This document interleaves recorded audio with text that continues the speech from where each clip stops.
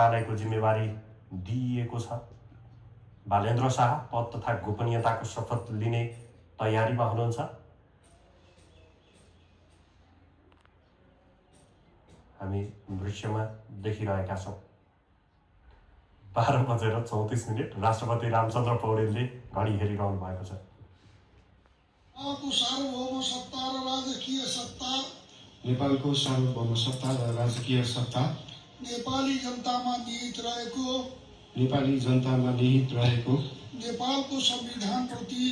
नेपालको संविधान प्रति पूर्ण वफादार रही सत्यनिष्ठापूर्वक प्रतिज्ञा गर्दै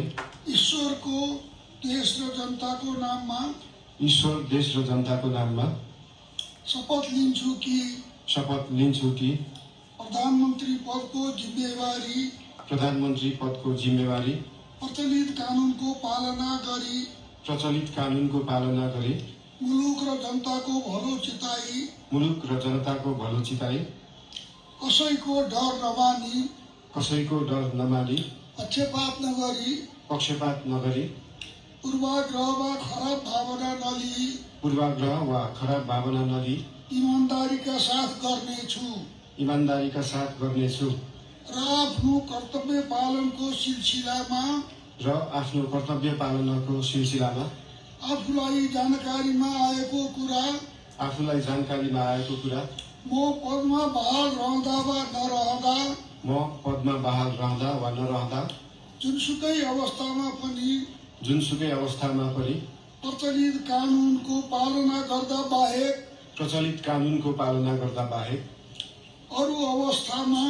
अरू अवस्थामा कुनै किसिमबाट पनि प्रकट वा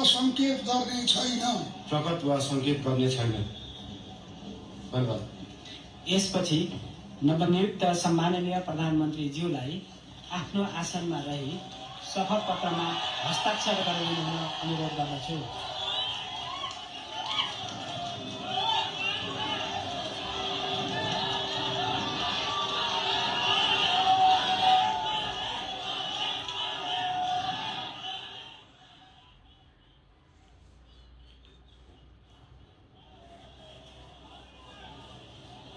सम्माननीय प्रधानमन्त्री श्री बालेन्द्र शाहज्यूबाट प्रधानमन्त्री पद तथा गोपनीयताको शपथ लिने काम सम्पन्न भएको छ।